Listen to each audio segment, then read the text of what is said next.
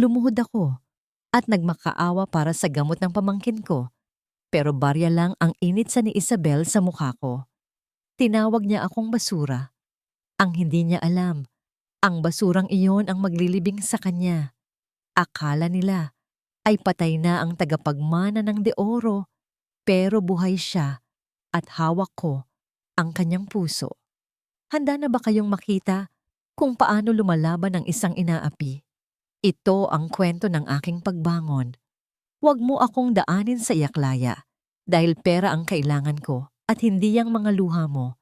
Ang boses ni Aling Viring ay mas matalim pa sa kidlat na gumuguhit sa langit ng gabing iyon. Hindi ako nakasagot. Nakatayo lang ako sa harap ng pintuan ng aming maliit na paupahang kwarto habang mahigpit na nakakuyom ang aking mga palad. Sa loob ng aking nanginginig na kamay ay ang huling pag-asa namin. Isang dakok ng mga barya at ilang gusot na papel na inipon ko mula sa pagtitinda ng kakanin at paglalabada. Amoy mantika at pawis ang mga yon, ngunit para sa akin ay amoy dugo at sakripisyo ito. Ito lang po ang meron ako, Aling Viring. Pakiusap po, tanggapin niyo na muna ito dahil may sakit si Buboy at hindi kami pwedeng lumabas sa bagyo. Nanginginig ang boses ko habang inaabot ang pera. Halos hindi ko maibuuka ang aking mga daliri dahil sa paninigas sa lamig. Pero sa halip na awa ay pandidiri ang nakita ko sa kanyang mga mata. Hinampas niya ang aking kamay. Kumalat ang mga barya sa sementadong sahig at gumawa ito ng matinis na tunog na tila bumasag sa natitira kong dignidad. Kulang pa yan sa interes layas. May bagong uupa na mas mayaman sa inyo. Wala nang paliwanag, wala nang pakiusap. Sa isang iglap ay naramdaman ko na lang ang paghatak niya sa aming mga gamit. Ang mga damit na nakasilid lang sa plastic bag ay lumipad palabas sa putikan. Sumunod ang banig na higaan ni Nanay Rosa. Nay, Buboy, dito kayo sa likod ko. Iyon lang ang nasabi ko. Mabilis kong niyakap ang aking bulag na inainahan at ang pamangkin kong humihingal. Sinalo ng likod ko ang malakas na buhos ng ulan. Napapikit ako sa lamig. Ang tubig ulan ay humahalo sa mainit na luhang dumadaloy sa aking pisngi. Narinig ko ang kalabog ng pagsara ng pinto at ang paglapat ng kandado. Nasa labas na kami. Walang masisilungan, walang matatakbuhan. Inalalayan ko si Nanay Rosa papunta sa waiting shed ng sakayan ng jeep sa kabilang kalsada. Basang-basa na kami. Si Buboy ay nanginginig sa aking bisig at ang kanyang hininga ay may kasamang huni na parang sirang pito. Ang sakit sa dibdib ko ay higit pa sa anumang sugat. Ito ang pakiramdam ng walang kapangyarihan. Ito ang pakiramdam ng pagiging mahirap sa mundo ng mga walang puso. Habang pinupunasan ko ang mukha ni Buboy ay napadako ang tingin ko sa isang tindahan ng appliances sa tapat. Sa malaking telebisyon na nakadisplay sa bintana ay nakita ko ang isang pamilyar na mukha. Si Isabel, ang asawa ni Mateo De Oro. Ang babaeng sumira sa buhay ko noon. Nakagown siya na kulay ginto at nakaupo sa isang marangyang sofa habang ini-interview. Kahit walang tunog mula sa labas ay kitang-kita ko ang kanyang halakhak. Ipinapakita niya sa camera ang isang maliit na bag. Ayon sa caption sa balita, ang bag na yon ay nagkakahalaga ng ₱250,000. Nanikip ang dibdib ko. Ang halaga ng bag na yon ay sapat na para sa operasyon sa puso ni Buboy. Ang halaga ng isang gabing kasiyahan nila ay kapalit na ng buhay ng pamilya ko. Bakit ang unfair ng mundo? Bakit ang mga tulad nila na marurumi ang budi ay siyang nagpapasa sa saginhawa habang kami na lumalaban ng patas ay tinatapak-tapakan sa putikan? Laya anak, nasaan tayo? Bakit ang ingay ng ulan? Ang tinig ni Nanay Rosa ay puno ng takot. Hinawakan ko ang kanyang kulubot na kamay. Ang lamig-lamig ng kanyang balat. Pinilit kong patatagin ang aking boses para hindi niya maramdaman ang aking pagkasira. Nasa waiting shed lang tayo, Nay.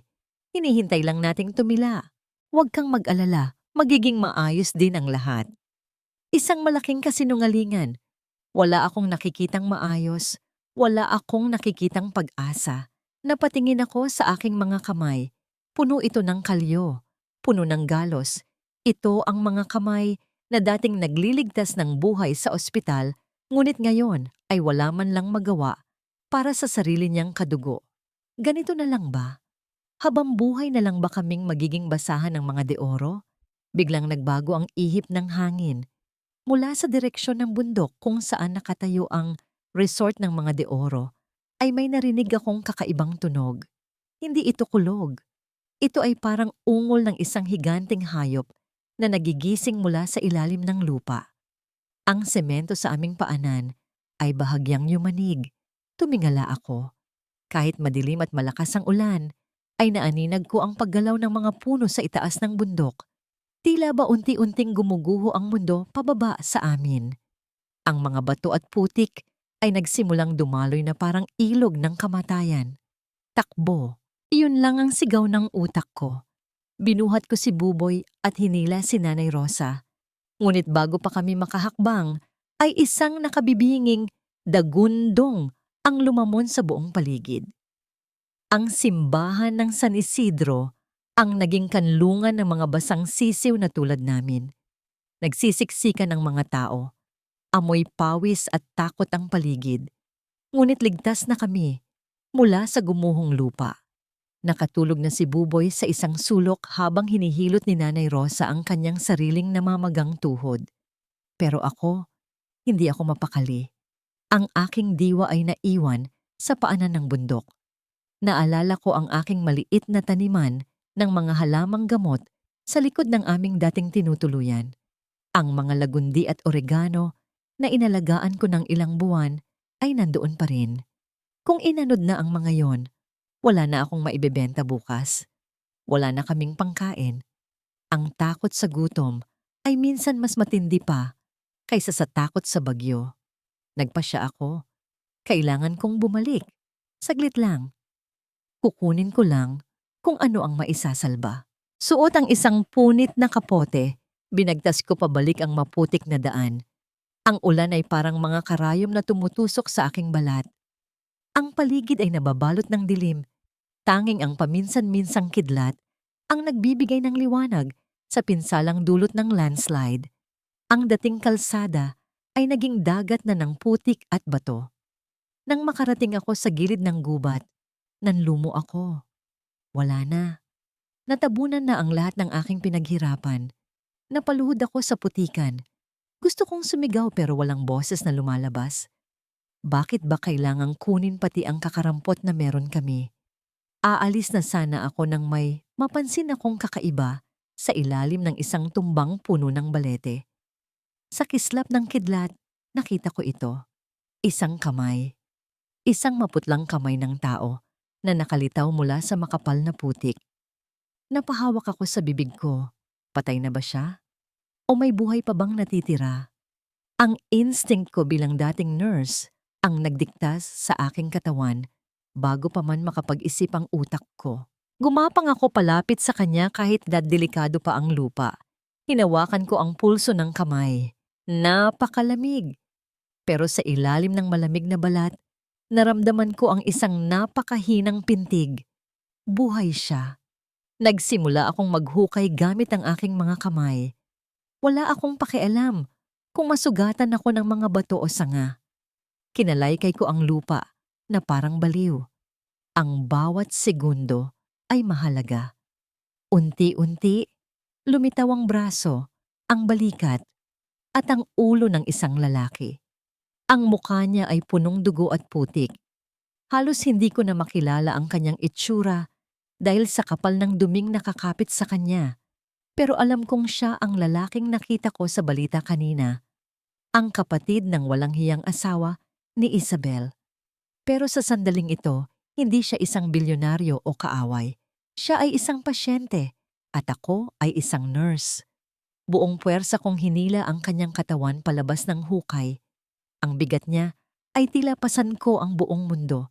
Pero hindi ako pwedeng tumigil. Ang ulan ay lalo pang lumakas. Tila nakikipagpaligsahan sa bilis ng tibok ng puso ko. Nang tuluyan ko siyang maihiga sa mas patag na lupa, agad kong inilapat ang tenga ko sa kanyang dibdib. Wala. Walang tibok. Walang hininga. Agad kong inayos ang posisyon ng kanyang ulo.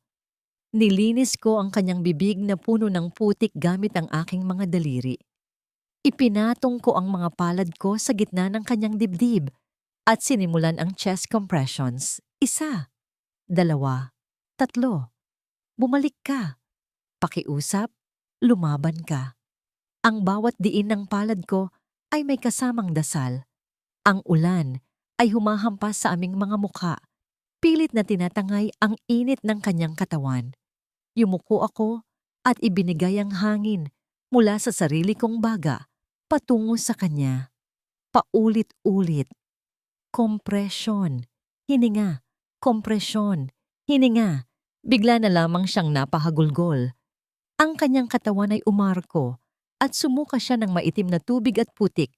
Umuubo siya ng malakas. Habol ang hininga. Tila isang taong matagal na nalunod na biglang nakaahon sa ibabaw ng tubig. Napaupo ako sa putikan, hinahabol din ang aking hininga. Ligtas na siya, buhay siya. Dahan-dahan niyang iminulat ang kanyang mga mata. Sa gitna ng dilim at ulan, nagtama ang aming paningin. Inaasahan ko na magtatanong siya kung nasaan siya o kung sino ako. Pero ang nakita ko sa kanyang mga mata ay purong kawalan. Walang takot, walang galit, at walang pagkakakilanlan. Parang isang blangkong papel. Sir, ayos lang po ba kayo? Ako si Laya. Ligtas na po kayo. Hindi siya sumagot. Nakatitig lang siya sa akin. Tila sinusubukan niyang basahin ang mukha ko. Akmang tutulungan ko siyang umupo nang makarinig kami ng isang kaluskos mula sa itaas. Isang malaking sanga ng puno na naputol ng hangin ang mabilis na bumabagsak patungo sa direksyon ko. Hindi ako nakakilos agad dahil sa pagod, pero siya, ang lalaking kakatapos lang makipagbuno sa kamatayan, ay biglang kumilos ng mabilis. Hinila niya ako papalapit sa kanya at niyakap ng mahigpit. Sinangga ng sarili niyang katawan ang bumagsak na sanga. Naramdaman ko ang bigat ng kanyang bisig sa paligid ko. Ang amoy ng dugo at putik ay humalo sa amoy ng ulan. Nang tumigil ang pagguho, dahan-dahan siyang lumayo at tiningnan ako mula ulo hanggang paa. Ingat ka! Iyon ang unang salitang lumabas sa bibig niya. Mahina, paos, pero puno ng pag-aalala.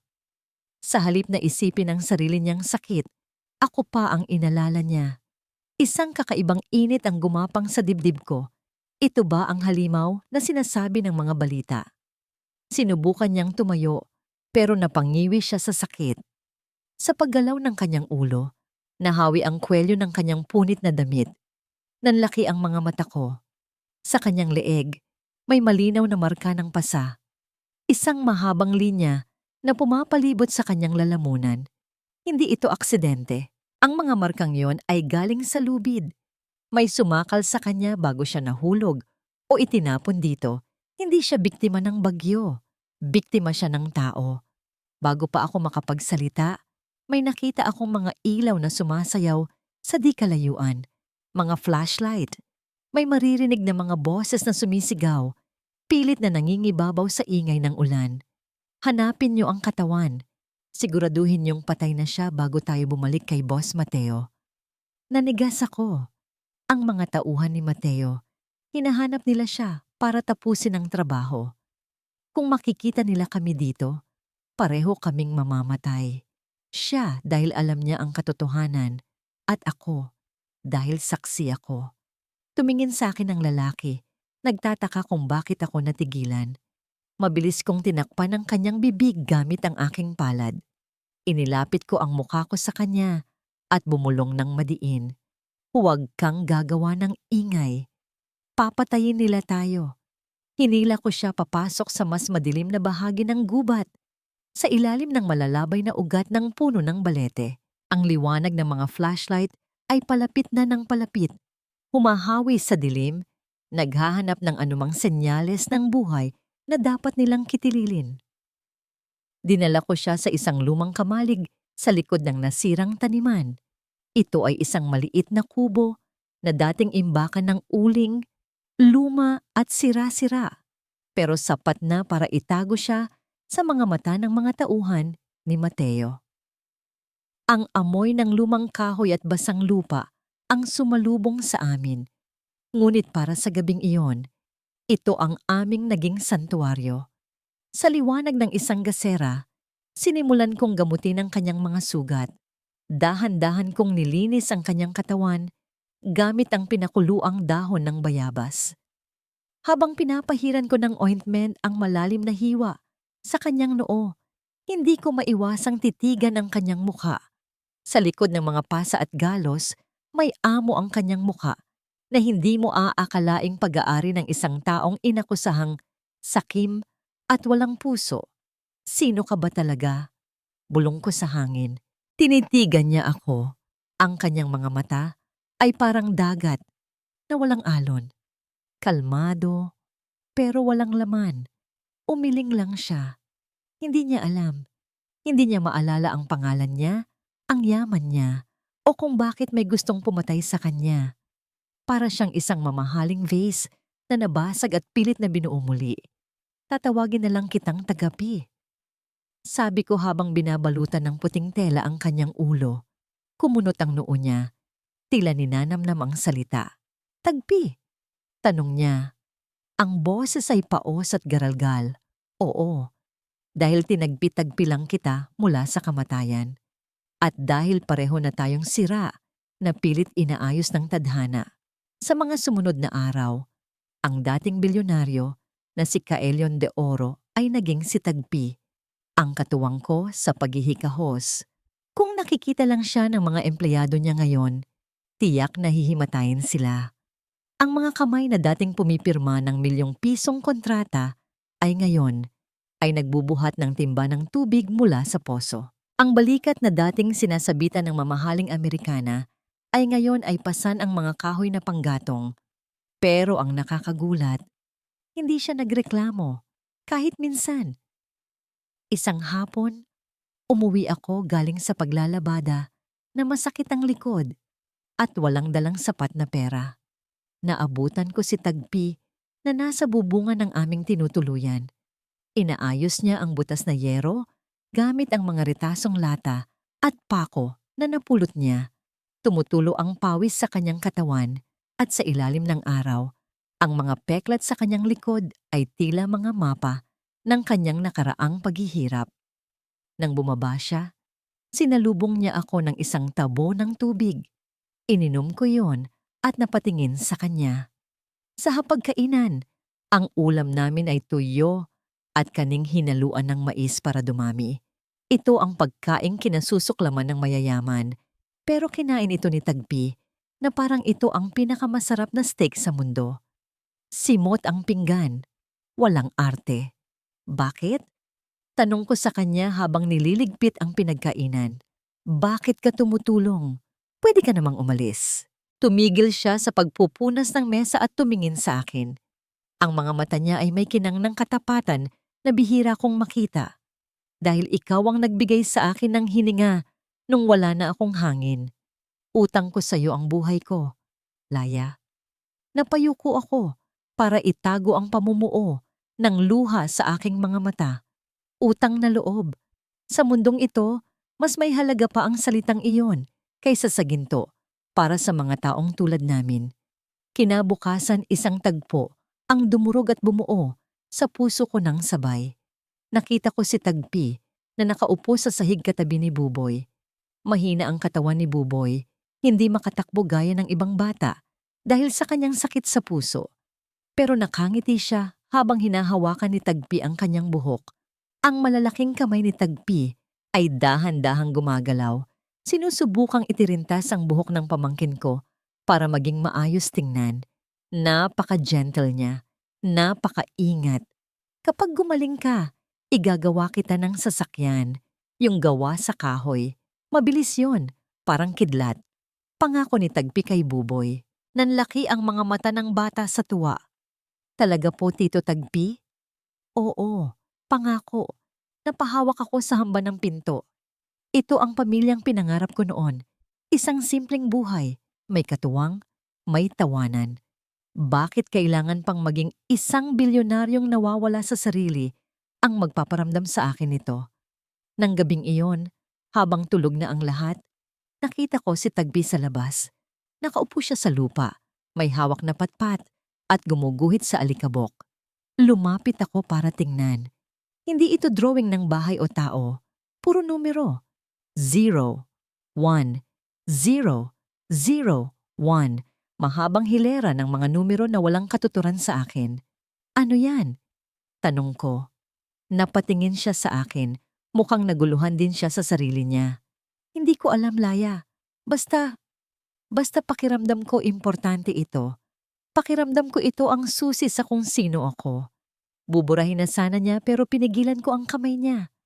Ang init ng palad niya sa balat ko ay nagpadaloy ng kuryente sa aking sistema. Nagkatitigan kami ng matagal sa ilalim ng liwanag ng buwan. Sa sandaling iyon, walang Laya at walang Tagpi. Mayroon lang dalawang taong naghahanap ng sagot sa mundo. Biglang nabasag ang katahimikan ng isang matinis na tunog mula sa loob ng kubo. Tita Laya. Si Buboy! Ang sigaw ni Nanay Rosa ay puno ng takot. Mabilis kaming tumakbo ni Tagpi papasok. Nakita ko si Buboy na nakahandusay sa banig, nangingisay. Ang kanyang mga labi ay kulay ube na. Ang kanyang dibdib ay umaalon sa mabilis at mababaw na paghinga. Tila may nakadagan na mabigat na bato sa kanyang baga. Atake. Inaatake siya sa puso. Binuhat agad siya ni Tagpi. Ang kanyang mga mata na kanina ay maamo ay napalitan ng alerto at determinasyon. Dadalhin natin siya sa ospital, Laya. Ngayon na. Wala akong pera. Wala tayong pambayad. Sigaw ko habang nanginginig ang buong katawan ko sa takot. Pero hindi nakinig si Tagpi. Binuhat niya si Buboy palabas at tumakbo papunta sa kalsada. Sumunod ako. Dala ang natitira kong lakas. Sa di kalayuan, narinig ko ang wangwang ng isang ambulansya na paparating. Tunog ito ng pag-asa, pero tunog din ito ng panibagong pasakit na sisingil sa amin ng halagang hindi namin kayang bayaran. Ang St. Luke's Medical Center ay amoy alkohol at pera. Ito ang lugar kung saan ang buhay ay may presyo at kung wala kang pambayad, ang iyong hininga ay parang hangin na lang na dahan-dahang nauubos. Dito ako dating nagtatrabaho bilang head nurse pero ngayon, bumalik ako hindi bilang empleyado, kundi bilang isang pulubi. Hawak ko ang isang maliit na papel, ang reseta para sa gamot at down payment para sa operasyon ni Buboy. 100,000. Isang halaga na para sa akin ngayon ay parang langit na hindi ko kayang abutin. Ibinenta ko na ang huling pares ng hikaw na pamana ni Nanay kanina sa pawn shop, pero kulang na kulang pa rin ito. Sinubukan kong lapitan ang dati kong mga kaibigan sa nurse station. Nakita ko si Tess, ang dati kong best friend. Nang magtama ang aming paningin, mabilis siyang umiwas at nagkunwaring busy sa pagsusulat sa chart. Nilapitan ko siya. Halos pabulong ang aking boses dahil sa hiya. Tess, pakiusap. Kahit magkano lang, babayaran kita. Mamamatay ang pamangkin ko. Tiningnan niya ako mula ulo hanggang paa. Ang suot kong damit ay luma at may bahid pa ng putik mula sa baha kahapon. Ang buhok ko ay sabog. Iba na ako sa Laya na kilala nila noon na laging mabango at plansado ang uniforme. Sorry, Laya. Alam mo naman ang nangyari, di ba? Baka madamay pa ako sa kaso mo. Bawal kaming makipag-usap sa'yo. Utos ng management. Parang sinaksak ang dibdib ko. Ang management na tinutukoy niya ay ang impluwensya ng pamilya De Oro. Kahit wala na ako sa serbisyo, ang anino ng kanilang kapangyarihan ay patuloy na humahabol sa akin para ipagkait ang anumang tulong. Lumakad ako palayo. Hinihila ang aking mga paa na parang may kadena. Napadpad ako sa VIP lobby. Dito, ang hangin ay mas malamig. Ang sahig ay mas makintab at ang mga tao ay Hindi marunong tumingin sa ibaba. Dito ko siya nakita. Si Isabel de Oro. Nakaupo siya sa isang velvet na sofa, kausap ang ilang doktor na parang mga tuta na nakapaligid sa kanya. Ang kanyang tawa ay matinis at puno ng pagpapanggap. Nakasuot siya ng puting dress na walang kahit anong gusot, habang ang leeg niya ay pinalamutian ng mga diamante na kayang bumuhay ng isang buong barangay. Aalis na sana ako para hindi niya ako makita. Pero huli na, lumingon siya. Ang kanyang nangiti ay biglang nawala at napalitan ng isang ekspresyon na parang nakakita siya ng ipis sa kanyang mamahaling pagkain. Well, well. Look who's here. Ang magnanakaw na nurse. Ang boses niya ay umalingaw-ngaw sa tahimik na labi. Lahat ng mata ay napatingin sa akin. Naramdaman ko ang pag-init ng aking mukha.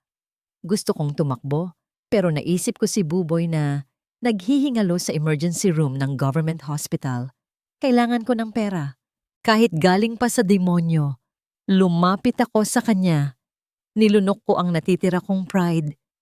Lumuhod ang aking dignidad bago pa man lumapat ang tuhod ko sa lupa. Ma'am Isabel, pakiusap po, hindi para sa akin. Para sa pamangkin ko. Kailangan niya ng operasyon. Parang awa niyo na. Kahit pahiram lang. Pagtatrabahuan ko po, kahit maging katulong niyo ako habang buhay. Tumawa si Isabel. Isang tawa na walang bahid ng awa. Kumuha siya ng isang baso ng tubig mula sa mesa at dahan-dahan itong ibinuhos sa sahig, sa tapat mismo ng sapatos ko. Oops, natapon, sabi niya nang may pang-aasar. Pagkatapos ay kinuha niya ang kanyang wallet. Naglabas siya ng isang makapal na bundle ng pera. Mga lilang papel na amoy bago. Ipinaypay niya ito sa mukha ko. Gusto mo ng pera? Sige, bibigyan kita. Pero kailangan mong pagsikapan. Masyado nang marumi ang sahig dahil sa pagpasok mo dito. Linisin mo ang sapatos ko. Natigilan ako. Tiningnan ko ang kanyang sapatos. Isang designer stiletto na mas mahal pa siguro sa buhay ko. Tiningnan ko ang pera sa kamay niya. Tiningnan ko ang mga taong nakapaligid sa amin na nagbubulungan at nagbi-video gamit ang kanilang mga cellphone. Linisin mo. Gamit ang dila mo. O baka gusto mong dilaan na lang ang sahig? Ang utos niya ay parang latigo. Nanginginig ang buong katawan ko. Ang galit ay nag-aapoy sa loob ko. Pero ang imahe ni Buboy na nakakabit sa makina ay mas malakas. Ano ba ang dignidad kumpara sa buhay ng isang bata? Ano ba ang halaga ng pride kung mawawalan naman ako ng pamilya? Dahan-dahan akong yumuko. Ang mga luha ko ay pumapatak sa makintab na sahig. Naririnig ko ang pagtatawanan nila. Naririnig ko ang tunog ng kamera ng mga cellphone. Ibinababa ko ang aking sarili sa pinakamababang antas na kaya ng isang tao. 1 pulgada na lang bago lumapat ang mukha ko sa sapatos niya. Pumikit ako. Hinihintay ang tuluyang pagkamatay ng aking pagkatao. Pero hindi natuloy ang aking pagdampi. May isang kamay na humigit sa braso ko ng mabilis at malakas. Bago pa man ako tuluyang masubsob sa paanan ni Isabel, nahatak na ako patayo ng isang pamilyar na puwersa. Ang amoy ng pawis at araw ay bumalot sa akin. Isang amoy na ibang-iba sa malamig at artipisyal na bango ng ospital. Nag-angat ako ng tingin. Si Tagpi, hingal na hingal siya. Basa ng pawis ang kanyang gusgusin at kupas na t-shirt. Ang kanyang buhok ay gulo-gulo, ngunit ang kanyang mga mata. Ang kanyang mga mata ay parang dalawang nagbabagang uling na handang manunog. Hindi ko alam kung paano siya nakasunod, pero nandito siya, nakatayo sa gitna ng mga lobo, handang maging kalasag ko. Tumayo ka, Laya. Madiin niyang utos. Ang boses ay mababa, pero dumadagundong sa awtoridad na hindi ko pa naririnig sa kanya noon. Hinawakan niya ako sa balikat para patatagin at naramdaman ko ang panginginig ng kanyang mga kamay, hindi sa takot, kundi sa galit. Huwag na huwag kang luluhod sa harap ng mga taong ang tingin sa sarili ay Diyos. Pero ang ugali ay mas masahol pa sa hayop. Napasinghap ang mga tao sa paligid. Nanlaki ang mga mata ni Isabel. Ang kanyang mukha na kanina ay puno ng pagyayabang ay namula sa galit dahil sa pangahas na pagsagot ng isang taong mukhang kargador sa palengke. Sino ka? Guard, bakit nyo pinapasok ang mga pulubing ito sa VIP area? Ilabas nyo sila! Ang baho-baho! Sigaw ni Isabel habang nagtatakip ng ilong at umaarte na parang maaari siyang mahawa ng sakit sa pamamagitan lang ng pagtingin sa amin. Dumating ang mga security guard. Handa kaming kaladkarin palabas. Niyakap ako ni Tagpi. Ibinabalot ang sarili niya sa akin para protektahan ako sa mga hahawak. Pero bago nila kami mahawakan, isang boses ng lalaki ang nagpatigil sa lahat. Anong kaguluhan ito, Isabel? Mula sa isang private room, lumabas si Mateo de Oro, ang kapatid ni Kael. Ang lalaking pumatay para sa kapangyarihan. Nakasuot siya ng mamahaling suit. Malinis, mabango, ang itsura ng tagumpay. Pero alam ko ang baho ng kanyang kaluluwa. Lumapit siya sa asawa niya at tiningnan kami ng may halong pagyamot. Nang makita niya ako, ngumisi siya ng nakakaloko. Ah, si Laya pala, ang nurse na magnanakaw. At sino naman ito? Ang bago mong bodyguard? Bagay kayo. Parehong amoy lupa. Naramdaman ko ang paghigpit ng hawak ni Tagpi sa braso ko. Nakatitig siya kay Mateo. Nakatitig siya ng diretso sa mukha ng lalaking pumatay sa kanya, kahit hindi pa niya ito naaalala. May kung anong puwersa ang humihila sa kanilang dalawa, isang koneksyon ng dugo at pagtataksil na hindi kayang burahin ng amnesia. Umalis na kayo bago ko pa ipatawag ang pulis. Wala kayong makukuhang singkong duling sa amin. Magdusa kayong maghihirap. Sabi ni Mateo, habang akmang itutulak si Tagpi palayo, gamit ang kanyang palad sa dibdib nito. Pero hindi natinag si Tagpi. Nanatili siyang nakatayo na parang pader. Hinarang niya ang kanyang katawan sa pagitan ko at ni Mateo. Huwag. Mong. Didikitan. Si. Laya. Bawat salita ni Tagpi ay may diin. Tila isang babala mula sa hukay. Nainis si Mateo. Ang kanyang ego ay natapakan ng isang hamak na mahirap sa harap ng maraming tao. Aba, matapang ka ha? Kilala mo ba kung sino ang kinakalaban mo? Itinaas ni Mateo ang kanyang kamay para sampalin si Tagapi. Nakita ko ang kislap ng ginto sa kanyang daliri. Ang singsing. Ang singsing na may tatak ng pamilya de Oro. Isang agila na may hawak na araw. Ang parehong singsing na nakita kong suot ng anino sa gitna ng bagyo noong gabing iligtas ko si Tagpi. Pumikit ako. Hinihintay ang tunog ng sampal. Pero walang tumama. Pagmulat ko, nakita ko ang kamay ni Tagpi. Nasalo niya ang pulso ni Mateo sa ere. Mahigpit. Madiin. Halos maputol ang sirkulasyon ng dugo sa kamay ni Mateo. Nagkatitigan ang dalawang lalaki. At sa sandaling dumampi ang balat ni Tagpi sa gintong singsing ni Mateo, nakita ko ang biglang pagbaliktad ng mata ni Tagpi. Napahawak siya sa kanyang ulo na parang binibiyak ito ng kidlat. Isang ungol ng matinding sakit ang kumawala sa kanyang lalamunan. Napabitaw siya kay Mateo at napaluhod sa makintab na sahig. Napahawak siya sa kanyang ulo na tila binibiyak ito ng libo-libong kidlat. Ah! Ang sigaw niya ay umalingaw-ngaw sa buong lobby, mas malakas pa sa mga bulungan ng mga tsismoso. Natakot si Mateo at umatras, hawak ang kanyang namumulang pulso. Ako naman ay nataranta at lumuhod sa tabi ni Tagpi. Niyakap siya ng mahigpit. Tagpi! Anong nangyayari? Sumagot ka! Tumingala siya sa akin. Ang kanyang mukha ay basang-basa ng pawis, namimilipit sa sakit. Pero nang magtama ang aming mga mata, naramdaman ko ang pagtindig ng aking balahibo. Nagbago ang kanyang tingin. Wala na ang inosenteng mata ng lalaking nag-aayos ng bubong namin. Ang nakikita ko ngayon ay ang pag-aapoy ng isang galit na galing pa sa kailaliman ng impyerno. Binaling niya ang tingin kay Mateo, na ngayon ay mukhang nakakita ng multo. Sa isang pabulong na boses na puno ng panganib, binanggit niya ang isang pangalan na hindi niya dapat alam. Mateo? Nanlaki ang mga mata ni Mateo.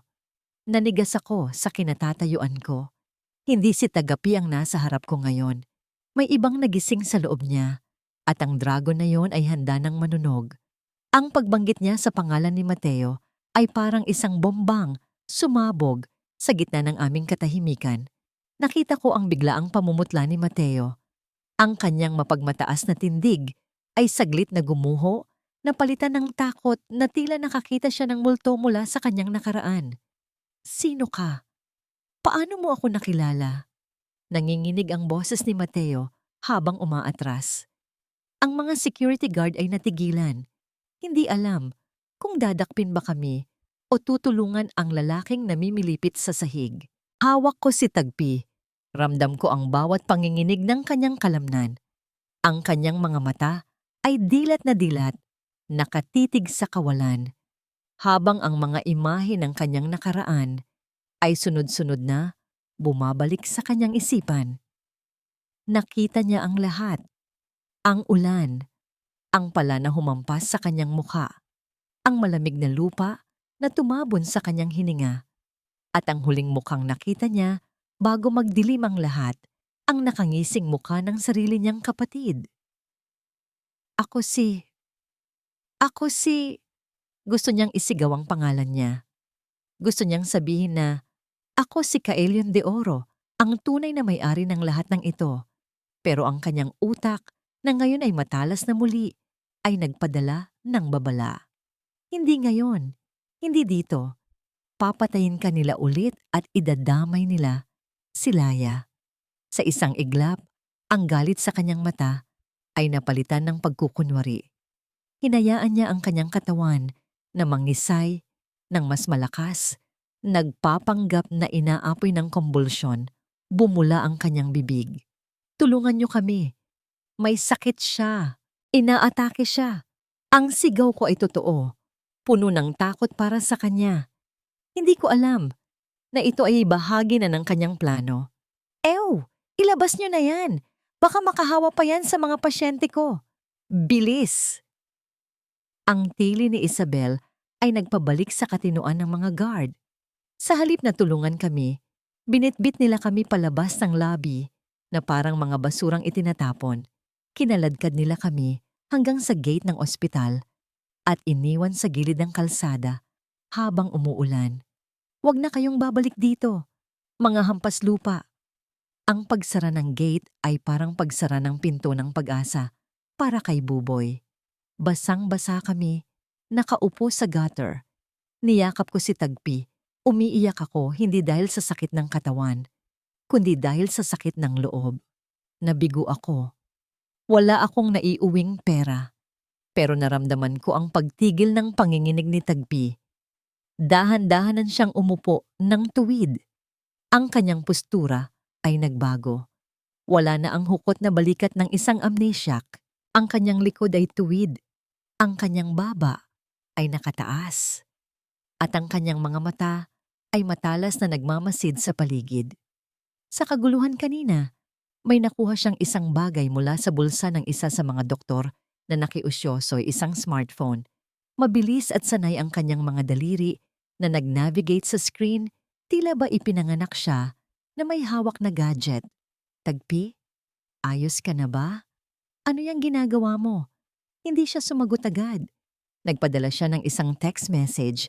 Pagkatapos ay binura niya ang log at ibinulsa ang telepono. Tumingin siya sa akin. Sa ilalim ng ilaw ng poste, nakita ko ang ibang tao. Nandoon pa rin ang mukha ni Tagpi, pero ang kaluluwa sa likod nito ay iba na. Tumayo na tayo, Laya. Umuwi na tayo. Ang boses niya ay hindi nagaralgal. Ito ay malalim, buo, at puno ng otoridad. Kakaiba ang pakiramdam ko. Parang hindi ako pwedeng humindi sa kanya. Sumakay kami sa siksikang bus pauwi sa probinsya. Sa biyahe, hindi ako makatingin sa kanya. Nahihiya ako na nakita niya akong halos humalik sa sapatos ni Isabel. Pakiramdam ko ay napakababa ko. Ipinikit ko ang aking mga mata at hinayaan ang luha na tumulo. Pero nagulat ako nang maramdaman ko ang kanyang kamay. Hinawakan niya ang aking nanginginig na palad. Hindi ito ang mahigpit at magaspang na hawak ni Tagpi na puno ng takot. Ito ay isang hawak na mainit, matatag, at mapag-aruga. Pinagsalikop niya ang aming mga daliri. Hinding-hindi ka naluluhod sa kanila ulit. Pangako yan. Napatingin ako sa kanya. Nakapikit siya. Nakasandal ang ulo sa bintana. Pero mahigpit ang hawak niya sa akin. Ang kanyang pangako ay parang isang sumpa na nakaukit sa bato. Sa sandaling iyon, naramdaman kong ligtas ako. Naramdaman kong may kakampi ako laban sa buong mundo. Ngunit ang katahimikan ng aming pag-uwi ay nabasag pagdating namin sa aming tinitirhan. Bukas ang pinto ng aming kubo. Wasak ang mga bintana. Ang mga paso ng halaman na itinitinda ko ay basag-basag sa lupa. Nanay! Buboy! Tumakbo ako papasok. Ang loob ng bahay ay parang dinaanan ng bagyo. Ang mga damit namin ay nagkalat. Ang maliit na ipon ni Nanay Rosa na nakatago sa ilalim ng banig ay wala na. Nakita ko si Nanay Rosa sa isang sulok, yakap-yakap si Buboy. Umiiyak ang matanda, habang si Buboy ay tulala sa takot. Laya. Ang mga tauhan ng lending, kinuha nila lahat. Pati yung gamot ni Buboy, tinapon nila. Nalugmok ako sa sahig.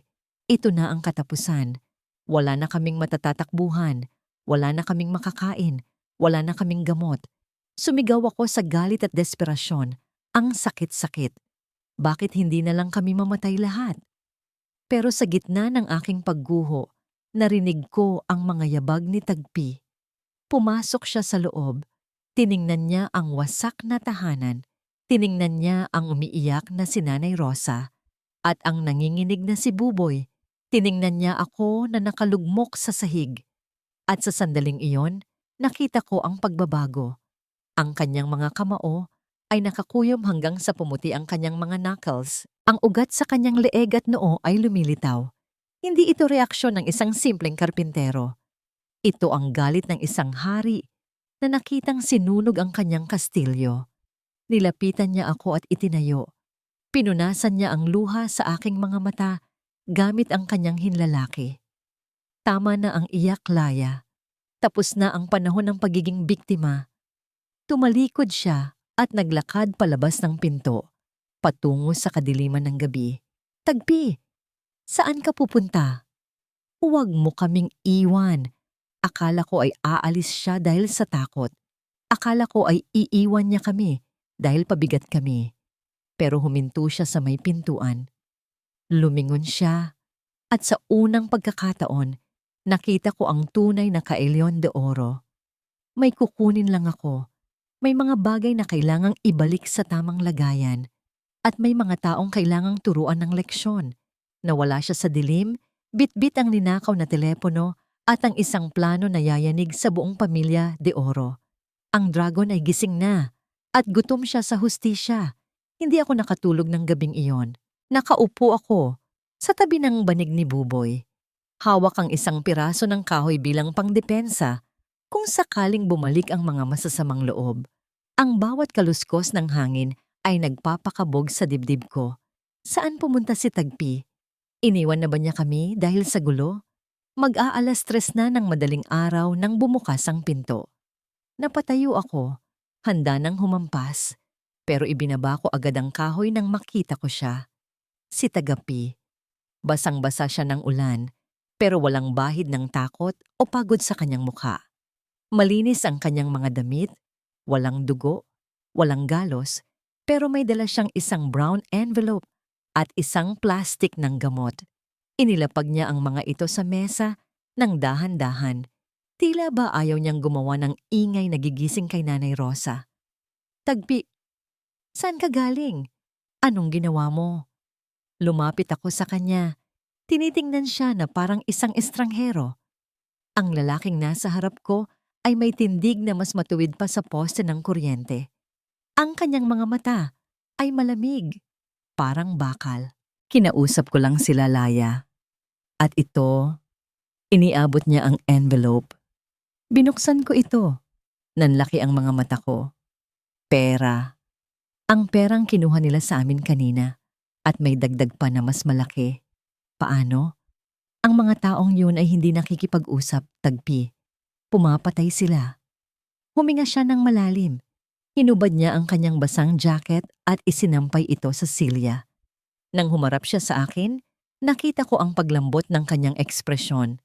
Bumalik ang Tagpi na kilala ko, kahit saglit lang.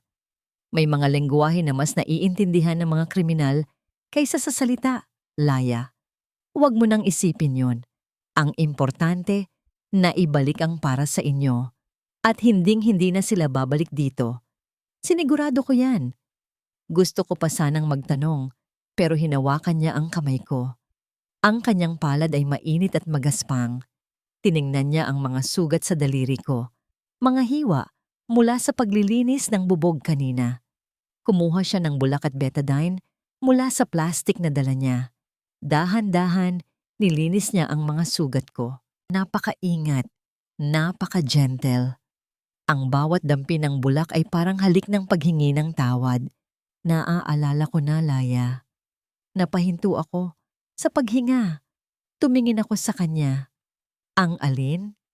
Ang pangalan mo? Umiling siya. Isang kasinungalingan. Alam ko. Pero sa mga mata niya ay may halong katotohanan. Hindi ko pa maalala ang pangalan ko. Pero naalala ko ang trabaho ko. Isa akong security specialist noon. Nagtatrabaho ako para sa mga mayayamang tao. Sinisiguro kong ligtas sila. Kaya kong lumaban, Laya. At simula ngayon, kayo ni Buboy at Nanay Rosa ang kliyente ko. Walang bayad.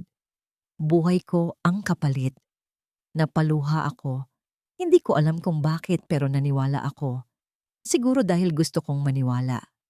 Sa mundong puro pasakit, kailangan ko ng isang tagapagtanggol. Kinabukasan, maagang umalis si Tagpi. Sabi niya ay may hahanapin lang siyang signal para subukang kontakin ang dati niyang amo. Ang hindi ko alam, sa tuktok ng burol kung saan malakas ang signal, ibang tawag ang ginawa niya. Gamit ang ninakaw na smartphone, tinipa ni Kael ang isang numero na siya lang ang nakakaalam. Isang encrypted line. Sa kabilang linya, isang boses ang sumagot agad. Formal, kinakabahan. Sir, kayo po ba yan? Akala namin, makinig ka, Shadow.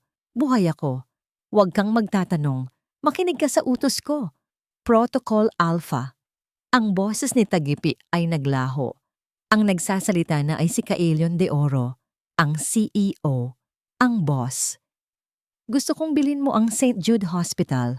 Ngayon din, gamitin mo ang dummy account ng Orion Fund at gusto kong ipadala mo ang pinakamagaling na pediatric cardiologist sa bahay ni na Aling Rosa San Miguel. Sabihin mo, galing ito sa Hope Foundation. Sagot ng foundation ang lahat. Operasyon, gamot, recovery, lahat. Masusunod po, sir. Pero paano po kayo?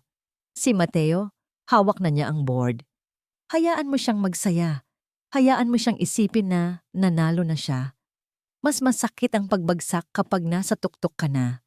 At isa pa, Shadow. Imbestigahan mo ang kaso ni Laya San Miguel.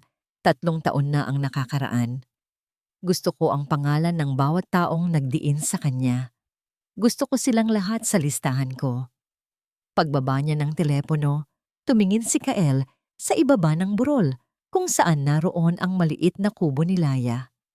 Isang mapait na ngiti ang sumilay sa kanyang labi.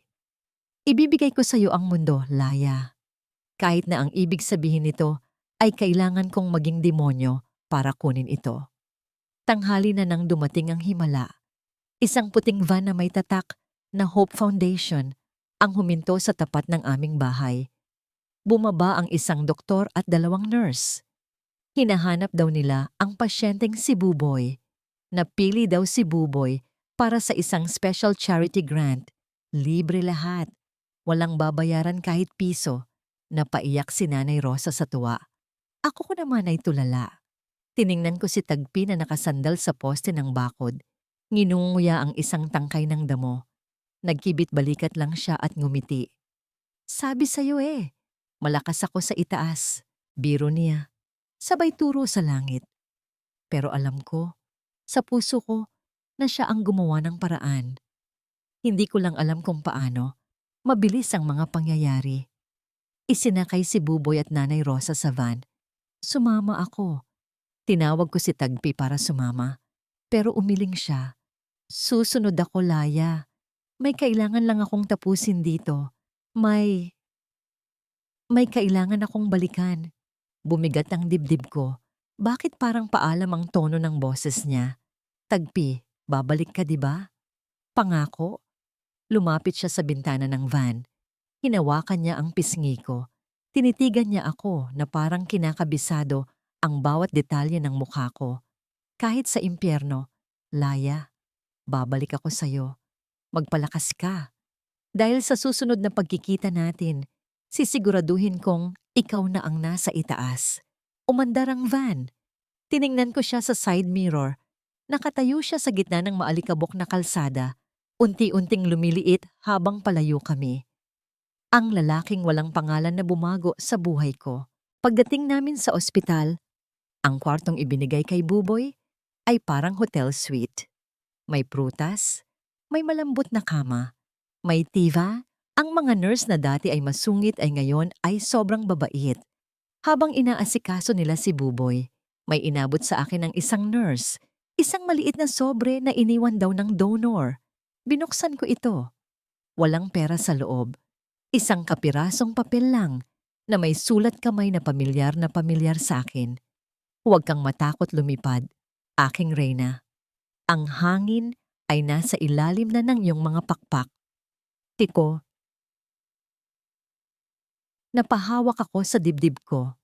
Tagpi.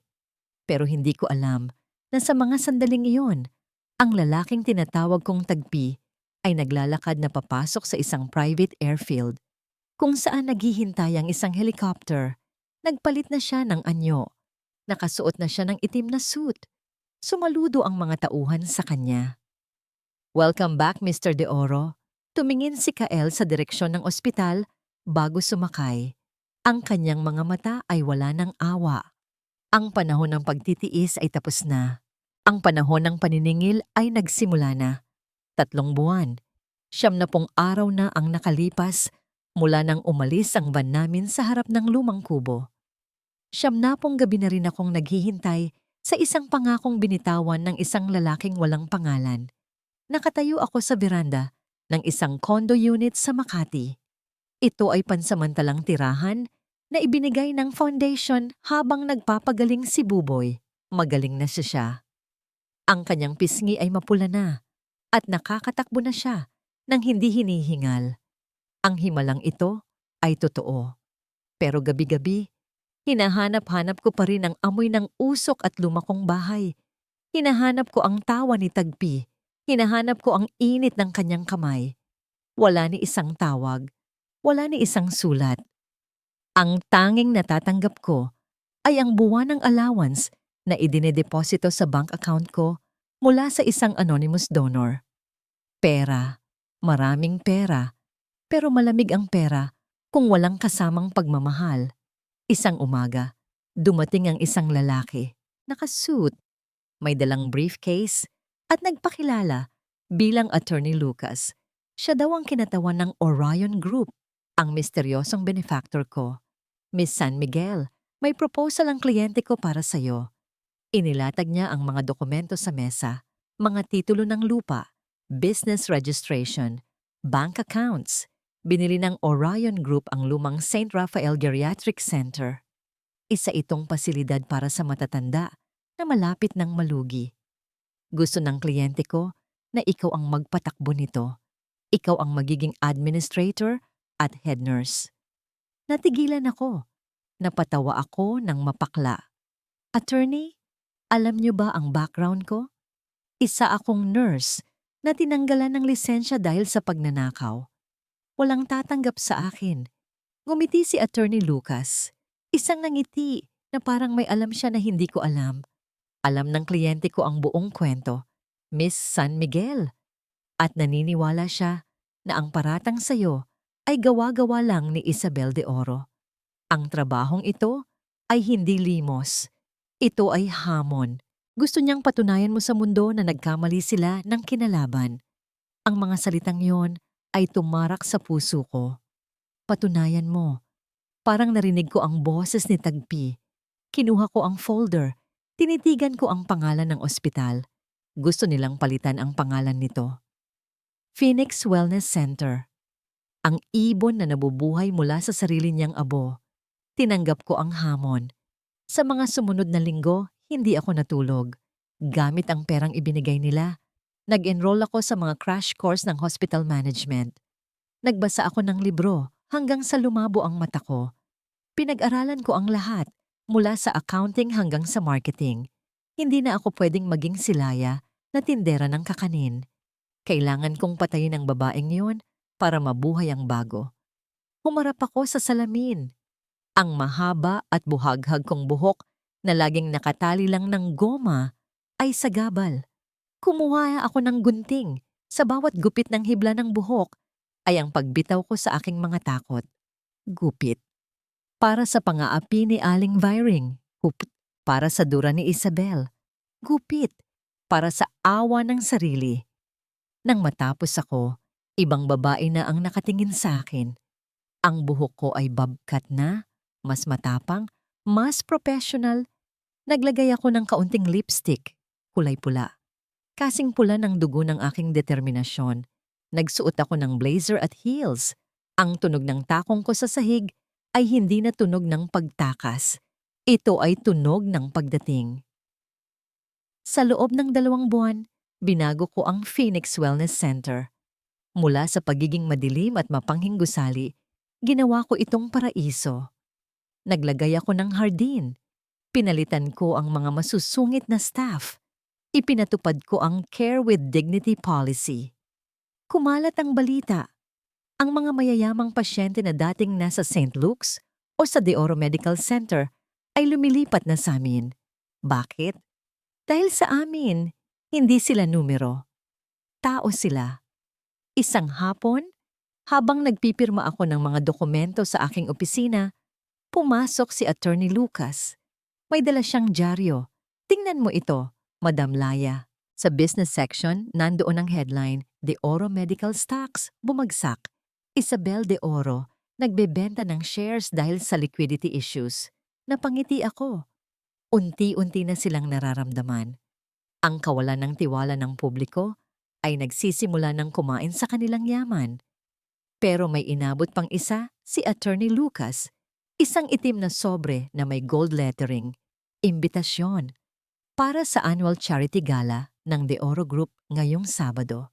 Inimbita nila ang lahat ng hospital administrators sa Metro Manila. Hindi nila alam na ikaw ang nasa likod ng Phoenix, Madam. Sa papel, L.S. Miguel lang ang nakalagay. Akala nila, isa kang matandang doktor. Hinawakan ko ang itim na sobre. Ang texture nito ay magaspang at mamahalin. Ito ang teritoryo ng leon. Ito ang lugar kung saan ako hiniya at pinalayas.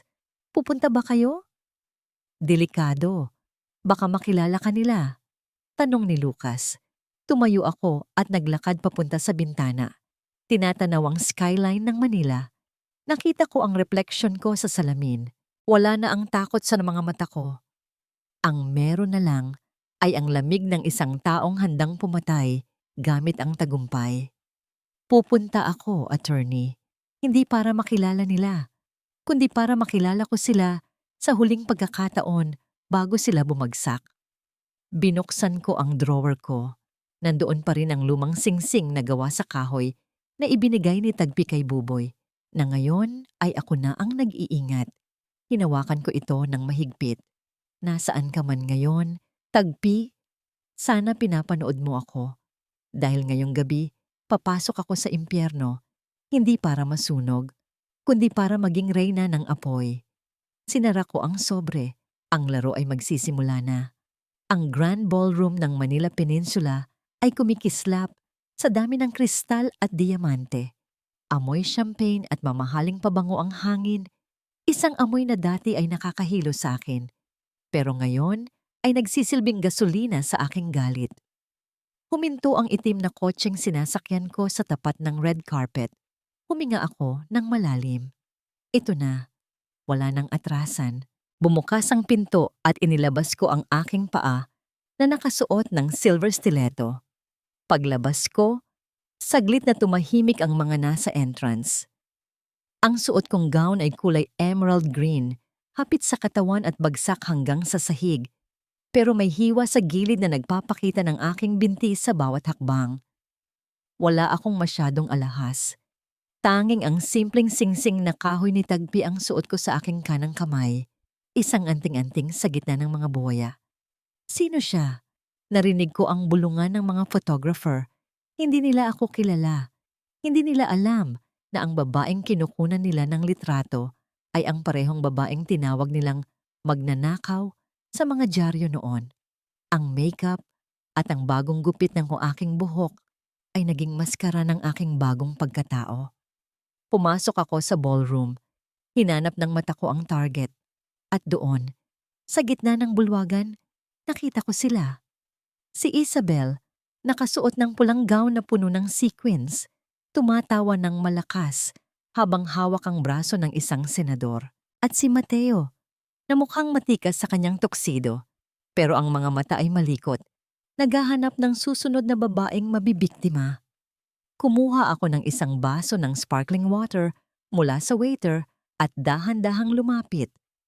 Ramdam ko ang pagtingin ng mga tao. Ang confidence pala ay parang pabango. Kapag suot mo, napapalingon ang lahat. Excuse me? Naliligaw ka ba, miss? This is a private party. Ang boses ni Isabel ay matinis sa likod ko. Huminto ako at dahan-dahang lumingon. Nagtama ang aming paningin. Nakita ko ang pagkunot ng kanyang noo. Sinusuri niya ako. Pamilyar sa kanya ang mga mata ko pero hindi niya matanggap ang nakikita niya. Hindi ako naliligaw, Mrs. De Oro.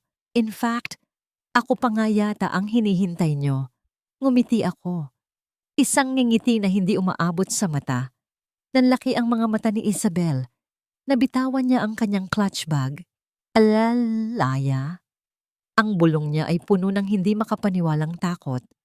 Ako nga, Isabel. Bakit parang nakakita ka ng multo? O baka naman, natatakot ka lang na baka singilin na kita? Bago pa siya makasigaw o makagawa ng eksena, lumapit si Mateo. Nakita niya ang tensyon, pero dahil isa siyang hangal na lalaki, ang nakita lang niya ay isang magandang babae, nakausap ng asawa niya. Isabel, darling, ipakilala mo naman ako sa bisita natin. Hinawakan ni Mateo ang kamay ko at hinalikan ito. Ang dampi ng kanyang labi sa balat ko ay parang lason. Gusto kong hilahin ang kamay ko at hugasan ng asido pero pinilit kong ngumiti. I'm Laya San Miguel, ang bagong administrator ng Phoenix Wellness Center. Natigilan si Mateo. Ang Phoenix Wellness ang siyang tumatalo sa kanila sa negosyo ngayon. Pero sa halip na magalit, lalo pa siyang naintriga. Ah, the mysterious lady boss. Ikaw pala ang sakit ng ulo namin sa board meetings. Pero ngayong nakita na kita, mukhang worth it naman ang sakit ng ulo. Isang malandi at nakakadiring banat. Hindi niya ako nakilala. Para sa kanya, ang Laya na nurse noon ay basura na hindi na dapat tandaan. Tiningnan siya ni Isabel ng masama. Gusto nang sabihin ang totoo, pero inunahan ko siya. Kumuha ng champagne si Mateo at inabot sa akin. Let's have a toast. Para sa friendly competition, tiningnan ko ang baso. Tiningnan ko si Mateo. Tiningnan ko si Isabel na namumutla na. No, thank you, Mr. De Oro. Binitawan ko ang mga salita ng mabagal at madiin.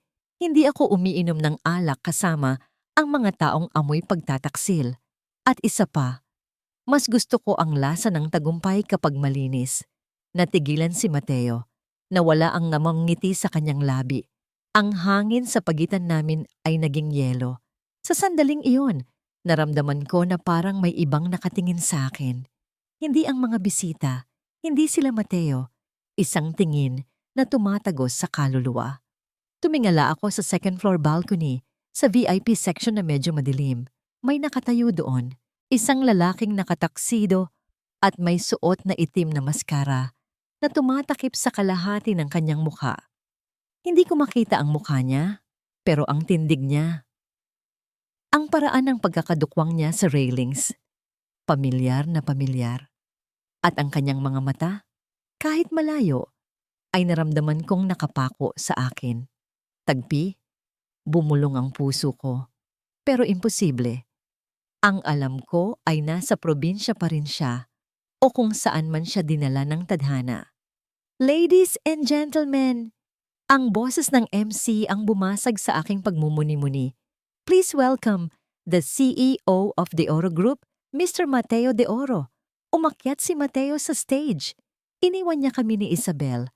Sa stage, nagmukha siyang santo. Nagsalita siya tungkol sa legacy ng kanyang namayapang kapatid na si Kaelion, tungkol sa pamilya, tungkol sa pagtulong. Nakakasuka. Habang nagsasalita siya, napansin kong nagkakaaberya ang malaking LED screen sa likod niya. Nag-flicker ito. Namatay. At pagkatapos, bumukas ulit. Pero hindi na logo ng kumpanya ang nakalagay. Isang video, malabog grainy, kuha ng isang CCTV o dashcam sa gitna ng ulan. Napahinto si Mateo sa pagsasalita. Napatingin ang lahat sa screen. Sa video, makikita ang isang lalaking nakahandusay sa putikan at isang lalaki na nakatayo sa ibabaw niya. May hawak na pala. Kahit malabo, kilalang kilala ng lahat ang lalaking nakatayo. Si Mateo. Sa video, narinig ang boses, malinaw kahit maingay ang ulan. Sorry kuya, pero masyado ka nang matagal sa itaas. Panahon ko naman. At pagkatapos, ang tunog ng pala na humampas sa bungo. Thud. Isang katahimikan ang bumalot sa buong ballroom. Isang katahimikang mas nakakabingi kaysa sa anumang sigaw. Si Isabel ay napaupo sa sahig. Si Mateo ay napaatras. Ang mukha ay puting-puti na parang papel. Patayin niyo yan! Patayin niyo! Fake news yan! AI yan! Ang sigaw ni Mateo ay basag at puno ng takot. Pero hindi namatay ang video. Sa halip, namatay ang lahat ng ilaw sa ballroom. Dilim. At mula sa dilim, isang spotlight ang bumukas. Tumama ito sa balcony sa itaas. Doon sa kinaroroonan ng lalaking nakamaskara. Dahan-dahan niyang tinanggal ang kanyang maskara. Ang buong kwarto ay napasinghap. Ako ay napahawak sa aking bibig. Ang mga peklat sa kanyang noo ay nandoon pa rin. Ang mga mata niya ay pareho pa rin. Pero ang aura niya ay hindi na kay tagpi. Si Kaelion. Ang patay na CEO. Buhay siya at nakatingin siya kay Mateo na parang isang Diyos ng kamatayan na dumating para maningil. Ang katahimikan sa loob ng ballroom ay mas mabigat pa sa semento. Walang humihinga, walang gumagalaw. Ang tanging naririnig lamang ay ang mabibigat at mababagal na hakbang ng sapatos ni Kael habang bumababa siya mula sa hagdan. Tok, tok, tok. Bawat hakbang ay parang pako na ibinabaon sa kabaong ng kasinungalingan ni Mateo at Isabel. Hindi ako makakurap. Ang puso ko ay tumitibok ng mabilis. Hindi dahil sa takot, kundi dahil sa halo-halong emosyon. Buhay siya. Ang aking tagpi. Ang lalaking kasalo ko sa tuyo. Ang lalaking nagkumpuni ng bubong namin ay siya ring lalaking naglalakad ngayon na parang isang hari na babawi ng kanyang trono. Kuya? Ang boses ni Mateo ay garalgal. Halos hindi lumabas sa kanyang lalamunan. Nanginginig ang kanyang mga tuhod. Para siyang batang nahuli sa akto ng pagnanakaw. Pero ang ninakaw niya ay buhay. Patay ka na. Nakita kitang namatay. Tinabunan kita. Ang mga bulong ni Mateo ay narinig ng lahat dahil sa sobrang tahimik ng paligid. Isang kumpirmasyon ng krimen mula sa bibig mismo ng salarin. Huminto si Kael sa paanan ng hagdan. Ang kanyang mukha ay walang emosyon. Malamig. Nakakatakot. Inilibing mo ako sa putik, Mateo. Pero nakalimutan mo ang isang mahalagang bagay tungkol sa kalikasan. Lumapit si Kael sa stage. Umatras ang mga tao. Nagbibigay daan na parang humahawi ang dagat. Ang binhi, kapag ibinaon mo sa lupa, tumutubo. At ngayon, anihin mo ang bunga ng itinanim mo. Napasinghap ang mga bisita. Si Isabel, na kanina ay nagyayabang, ay biglang kumapit sa braso ni Mateo. Pero tinabig siya nito. Nagsimulang magkagulo ang mag-asawa. Wala akong kinalaman dito. Siya ang nagplano ng lahat. Pinilit niya lang ako. Sigaw ni Isabel, tinuturo ang sarili niyang asawa habang umiiyak ng peke. Ang babaeng walang loyalty. Agad niyang inilaglag ang kasama niya para isalba ang sarili. Nakakaawa, nakakadiri. Hindi pinansin ni Kael ang pagtatalo nila. Sa halip, lumingon siya sa akin. Sa gitna ng daan-daang tao, sa gitna ng mga kamera at ilaw, sa akin lang siya nakatingin. Nagbago ang ekspresyon ng mukha niya. Nawala ang lamig. Bumalik ang init na nakita ko noong gabing ginagamot ko siya sa ilalim ng gasera. Naglakad siya palapit sa akin. Ang mga tao ay nakatingin, nagtataka kung bakit ang patay na bilyonaryo ay lumalapit sa isang baguhang administrator. Huminto siya sa harap ko. Naamoy ko ang pamilyar na amoy, hindi na amoy ulan at lupa, kundi amoy ng kapangyarihan at tagumpay. Pero ang mga mata ay kay tagpi pa rin. Laya. Binanggit niya ang pangalan ko na parang isang dasal. At pagkatapos, sa harap ng lahat ng elit ng lipunan, sa harap ng mga taong humamak sa akin, lumuhod si Kaelion de Oro. Hindi ito luhod ng pagpapalimos. Ito ay luhod ng pagpupugay. Hinawakan niya ang kamay ko, ang kamay na may suot na singsing na kahoy, at idinampi ang kanyang noo sa likod ng palad ko.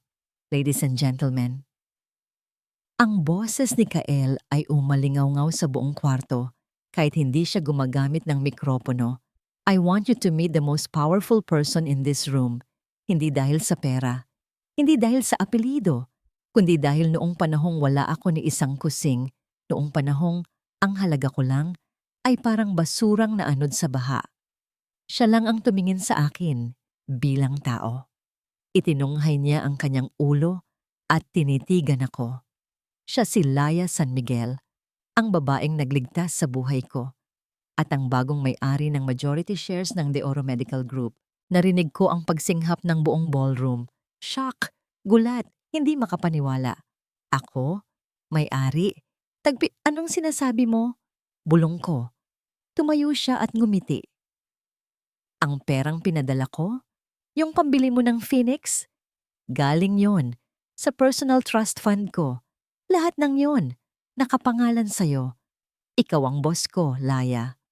Noon at ngayon, bago pa ako makasagot, bumukas ang malalaking pinto ng ballroom.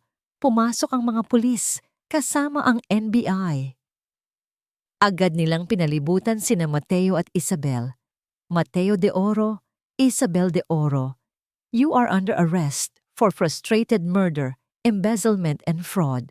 Ang tunog ng posas na kumabit sa pulso ni Isabel ay parang musika sa aking pandinig. Nagpupumiglas siya, sumisigaw, nagmumura. Hindi niyo ako pwedeng hulihin. Kilala niyo ba kung sino ako? Laya, Laya, tulungan mo ako. Parang awa mo na. Bawiin mo ang sinabi mo. Tumingin sa akin si Isabel. Ang babaeng nagpaluhod sa akin para linisin ang sapatos niya, ngayon ay nagmamakaawa sa akin habang kinakaladkad ng mga pulis. Tinitigan ko siya. Naalala ko si Buboy na naghihingalo. Naalala ko ang ulan. Naalala ko ang sakit. Tumingin ako kay Isabel ng diretso sa mata at sinabi ang mga salitang matagal ko nang kinikimkim. Ang awa, Isabel, ay para lang sa mga taong marunong magpahalaga sa buhay. Ubos na ang awa ko. Hustisya na lang ang natitira. Dinala sila palabas. Ang mga bisita ay nagsimulang magbulungan pero wala akong pakialam sa kanila. Ang mundo ko ay lumiit at naging 2 tao na lang. Ako at si Kael. Dahan-dahan akong umatras. Sobra na. Sobra na ang mga revelasyon. Sobra na ang emosyon. Laya, wait! Hinawakan ni Kael ang braso ko. Bakit hindi mo sinabi? Tanong ko. Nanginginig ang boses. Ang saya ng tagumpay ay nahahaluan ng sakit ng paglilihim. Bakit kailangan ko pang malaman sa ganitong paraan? Pinagkatiwalaan kita, Tagpi. Akala ko, akala ko totoo tayo. Totoo tayo, Laya. Ang bawat sandali sa kubo, totoo yon. Hinaplos niya ang pisngi ko. Hindi ko sinabi dahil gusto kitang protektahan. At gusto kong makita mo na kaya mong tumayo sa sarili mong mga paa na hindi kailangan ng apelyido ko. At tingnan mo ang sarili mo ngayon. You are a queen! Tumingin ako sa reflection ko sa salamin sa gilid. Tama siya. Hindi na ako ang dating Laya, pero masakit pa rin. Tinanggal ko ang kamay niya sa braso ko. Salamat sa hustisya, Mr. De Oro. Salamat sa ospital. Pero ang tiwala ay hindi nabibili ng shares or stocks. Tumalikod ako at naglakad palabas ng ballroom. Iniwan ko siya doon, sa gitna ng kanyang tagumpay. Habang ako ay naglalakad palabas, bit-bit ang aking dignidad at isang pusong naguguluhan. Laya. Narinig ko ang tawag niya. Pero hindi ako lumingon. Kailangan ko ng hangin. Kailangan kong huminga. Malamig ang bakal ng mga rehas at mas malamig ang sahig ng kulungan. Malayo ito sa malambot na kama at air-conditioned na kwarto na nakasanayan nina Mateo at Isabel. Sa loob ng masikip na selda sa NBI headquarters, walang sir o ma'am. Dito, ang kanilang mga apelyido ay walang halaga. Kasalanan mo to lahat, Isabel. Kung hindi dahil sa luho mo, hindi tayo mapipilitang nakawan ng kumpanya. Sigaw ni Mateo. Ang mukha ay namumula sa galit at takot. Nakaupo siya sa isang sulok, nakaposas ang mga kamay. Mukhang bahasang sisiw na nawalan ng ina. Ako pa? Ang kapal ng mukha mo. Ikaw ang pumatay sa kapatid mo. Ikaw ang humampas ng pala. Ako lang ang nagtakip ng kalat mo. Duwag ka, Mateo. Wala kang kwentang asawa. Ganti ni Isabel, ang kanyang makeup ay kumalat na sa mukha dahil sa kakaiyak. Ang kanyang mamahaling gown ay gusot-gusot na. Nagtuturuan sila. Nagsisisihan. Ang pag-ibig na akala nila ay matibay ay gawa lang pala sa pera. At ngayong wala na ang pera, lumabas ang tunay na anyo ng kanilang kasakiman. Pinapanood ko sila mula sa kabilang panig ng one-way mirror sa interrogation room. Katabi ko si Kael. Tahimik lang siya. Walang ngiti ng tagumpay sa kanyang labi, kundi isang malalim na lungkot. Masakit makita ang sarili mong kadugo na nagiging halimaw. Tara na, Laya. Tapos na sila. Tayo naman ang may kailangang ayusin. Hinawakan ni Kael ang kamay ko at hinila ako palayo sa impyernong iyon. Dinala niya ako sa kanyang penthouse sa tuktok ng isang skyscraper sa Bonifacio Global City. Ito ang kanyang mundo. Malawak, moderno, gawa sa salamin at bakal. Kitang-kita ang buong lungsod na kumikislap sa ibaba. Pero sa kabila ng karangyaan, parang ang lungkot ng lugar. Walang personal na gamit, walang buhay. Parang isang mamahaling hotel room na walang nakatira. Pagkasara ng pinto, hinarap ko siya. Ang damdamin na kanina ko pa pinipigil ay sumabog. Isang malakas na sampal ang dumapo sa pisngi ni Kael. Gago ka, ang sama mo. Nanginginig ang kamay ko. Tumulo ang luha ko. Alam mo ba kung gaano ako nag-alala? Alam mo ba kung gaano kasakit isipin na mag-isa kang lumalaban? Pinagmukha mo akong tanga, Kael. Hindi siya gumalaw. Tinanggap niya ang sampal ko nang walang reklamo. Alam niyang deserve niya yon. Kulang pa yan, Laya. Sampalin mo pa ako kung yan ang makakapag-alis ng sakit. Mahina niyang sabi, nakatitig sa akin ng diretsyo. Ang kanyang mga mata ay puno ng pagsisisi at pagmamahal. Unti-unting bumagsak ang aking mga balikat. Nawala ang galit. At ang natira na lang ay ang pagod at ang pangungulila. Napahagulgol ako. Sa isang iglap, hinila niya ako palapit at niyakap ng mahigpit. Isinubsob ko ang mukha ko sa kanyang dibdib. Inaamoy ang pamilyar na bango na pinaghalong mamahaling cologne at ang dating amoy ni Tagpi. Shh! Tahan na. Nandito na ako. Hindi na ako aalis. Hinayaan niya akong umiyak hanggang sa maubos ang luha ko. Hinahaplos niya ang likod ko, gaya ng ginagawa niya noon kapag natatakot ako sa kulog sa probinsya. Bakit, Kael? Bakit kailangang sa ganitong paraan? Tanong ko nang humupa na ang hikbi ko. Dahil kung bumalik ako agad bilang Kaelyon de Oro at kinuha kita, habang buhay na lang sasabihin ng mga tao na, swerte ka lang, na isa ka lang Cinderella na sinagip ng prinsipe. Ayaw kong ganun ang tingin nila sa'yo. Gusto kong makita nila ang Laya na nakita ko.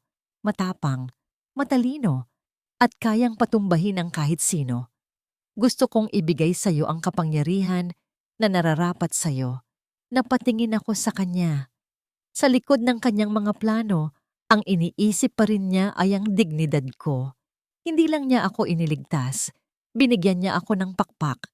Pinunasan niya ang natirang luha sa pisngi ko. Gutom ka na ba? Tumango ako. At sa gitna ng penthouse na ito, na puno ng mga gamit na galing Europe, nagtanong ako ng isang bagay na nagpangiti sa kanya. May tuyo ka ba? Tumawa si Kael. Isang tawa na galing sa tiyan. Totoo at masaya. Wala. Pero magpapabili ako. Ngayon din, pagkalipas ng isang oras, ang amoy ng mamahaling air freshener ng penthouse ay napalitan ng amoy ng pritong tuyo. Sinangag na maraming bawang at suka na may sili. Nakaupo kami sa sahig ng sala, nakaharap sa glass wall na tanawang city lights. Walang kubyertos. Nakakamay lang kami. Ito ang pinakamagandang dinner date sa buong buhay ko. Sabi ni Kael habang sinusubo ang kanin na may sawsawang suka. Mas masarap pa ito kaysa sa pagkain sa party kanina. Kasi dito, totoo ang lahat. Walang halong kaplastikan. Sumandal ako sa balikat niya. Ang init ng katawan niya ay nagbigay sa akin ng kapayapaan.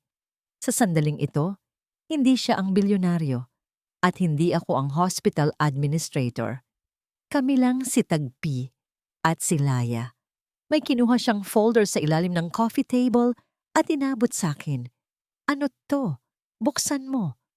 Binuksan ko. Ito ay isang dokumento mula sa Professional Regulation Commission at NBI. Isang court order na nagpapawalang bisa sa kasong pagnanakaw laban sa akin. Nakalagay din ang reinstatement ng aking nursing license na may kasamang commendation for excellence. Malinis na ang pangalan mo, Laya. Wala nang makakapagsabi na magnanakaw ka. Napatunayan namin na si Isabel ang nagtanim ng mga ebidensya noon. Nayakap ko ang papel. Ito ang pangarap ko. Ang mabawi ang dangal ko. Salamat, Kael. Salamat. Hinalikan niya ako sa noo. Isang halik na matagal, puno ng respeto at pangako. Ikaw ang nagligtas sa buhay ko, Laya. Ito lang ang munting kabayaran, pero kulang pa to. Hinding-hindi ko mababayaran ang ginawa mo. Masaya na sana ang gabi, payapa na sana. Ngunit sa aming mundo, ang kapayapaan ay madalas na panandalian lang. Biglang tumunog ang doorbell. Mabigat. Sunod-sunod. Tumingin si Kael sa security monitor. Nakita ko ang pagtigas ng kanyang panga. Nawala ang nangiti sa kanyang mga labi. Sino yan? Tanong ko. Kinabahan agad. Si Don Ricardo, ang chairman ng board, ang tito namin ni Mateo. Tumayo si Kael at nagsuot ng seryosong mukha. Binuksan niya ang pinto. Pumasok ang isang matandang lalaki na nakaputi. May tungkod at may kasamang 2 bodyguard. Ang kanyang presensya ay parang yelo na bumalot sa mainit na kwarto. Tiningnan niya ako na parang isa akong mantsa sa malinis na carpet. Kael yon. Good job sa pagpapatahimik kay Mateo. Pero may problema tayo. Anong problema, tito? Ang babaeng yan. Itinuro niya ako gamit ang kanyang tungkod. Ang board ay hindi natutuwa na ang majority shares ay nasa kamay ng isang dating katulong at nurse. Nakakasira. Sa imahe ng kumpanya, bumagsak ang stock value natin dahil sa scandal. Wala akong pakialam sa stocks, tito. Siya ang may-ari. Tapos ang usapan. Sagot ni Kael ng madiin. Oo talaga? Ngumiti ng nakakaloko ang matanda. Naglabas siya ng isang folder. Kung gayon, baka magbago ang isip mo kapag nalaman mong may petition ng board para kunin ang custody ng pamangkin niyang si Buboy. Dahil ayon sa batas, ang isang babaeng may mental instability at dating kriminal, kahit na clear na, ay hindi fit magpalaki ng bata. Pwede naming ilagay si Buboy sa DSWD o sa isang ampunan na kami ang pipili. Nanigas ako. Si Buboy, ang buhay ko. Layuan niyo ang lalaking ito, Miss San Miguel. Ibalik mo ang shares.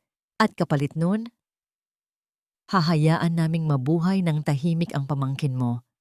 Tiningnan ko si Kael. Galit na galit siya. Akmang susugudin ang matanda. Pero hinawakan ko ang braso niya. Ito ang huling pagsubok. At alam ko na kung paano lumaban. Ang katahimikan sa penthouse ay binasag ng mabigat na paghinga ni Kael. Nakikita ko ang pag-igting ng kanyang mga ugat sa leeg. Handa na siyang sunggaban ang sarili niyang tiyuhin. Handa na siyang gumawa ng karahasang maaring maging dahilan ng pagkasira ng lahat ng pinaghirapan namin. Hahawakan na sana niya ang kwelyo ni Don Ricardo. Pero humarang ako. Ang aking kamay ay dumapo sa dibdib ni Kael. Hindi para pigilan siya dahil sa takot, kundi para sabihing, ako ang bahala. Don Ricardo, ang boses ko ay kalmado. Mas kalmado pa sa dagat bago ang bagyo. Tumingin ako sa matanda ng diretso sa mata. Walang kurap. Gusto niyong kunin si Buboy? Gusto niyong gamitin ang impluensya niyo para sirain ang pagkatao ko? Tumawa ng mapakla ang matanda. Inayos niya ang kanyang kurbata, kampante na nakuha na niya ang kanyang gusto. Isang tawag ko lang sa judge, Miss San Miguel. At bukas na bukas din, nasa ampunan na ang pamangkin mo. Kaya ibalik mo ang shares. Umalis ka sa buhay namin. Ngumiti ako. Isang ngiti na nagpatigil sa kanyang kayabangan. Kinuha ko ang aking cellphone mula sa bulsa ng aking blazer. Itinaas ko ito para makita niya. Ang screen ay umiilaw. Nakalagay, voice recording saved. Alam niyo po, sir, natuto ako ng isang mahalagang leksyon mula sa pamilya niyo. Laging maghanda ng ebidensya. Namutla si Don Ricardo. Ang kanyang tungkod ay bahagyang nanginig sa kanyang kamay. Anong ginawa mo? Nakarecord ang lahat. Don Ricardo, ang pananakot niyo, ang blackmail, ang paggamit niyo sa isang inosenteng bata bilang bargaining chip. At alam niyo po ba? Naglakad ako palapit sa kanya. Sa bawat hakbang ko, siya naman ay umaatras. Connected ang phone ko sa cloud. Kahit sirain niyo to ngayon, nasa server na ito. At may nakaschedule na email blast sa lahat ng media outlets. Sa DSWD at sa Human Rights Commission sa oras na hindi ako mag-check-in sa system ko sa loob ng isang oras. Napalunok ang matanda. Ang kanyang mga bodyguard ay nagkatinginan. Hindi alam ang gagawin. Subukan niyo akong galawin. Subukan niyong galawin si Buboy. At sisiguraduhin kong ang huling imahe ng Deoro Group ay hindi ang inyong legacy, kundi ang boses niyo na nagbabanta sa isang batang may sakit sa puso. Bagsak ang presyo ng stocks niyo ngayon dahil sa iskandalo ni na Mateo. Isipin niyo na lang kung ano ang mangyayari kapag nalaman ng publiko na ang chairman mismo ay isang child abuser. You wouldn't dare, sabi niya. Pero basag na ang boses niya. Subukan niyo ako. Ang sagot ko ay madiin, malamig, puno ng babala. Ako si Laya San Miguel. Dumaan ako sa bagyo, sa putik at sa impyerno. Ang akala niyo ba ay matatakot pa ako sa isang matandang bully na nagtatago sa likod ng pera? Umalis kayo sa pamamahay na ito. At wag na kayong magpapakita sa akin.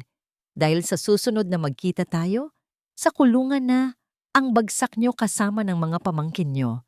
Tinitigan ko siya hanggang sa siya na ang unang umiwas ng tingin. Ang kapangyarihan sa kwarto ay nagbago. Hindi na siya ang Don. Siya na lang ay isang matandang natalo sa sarili niyang laro.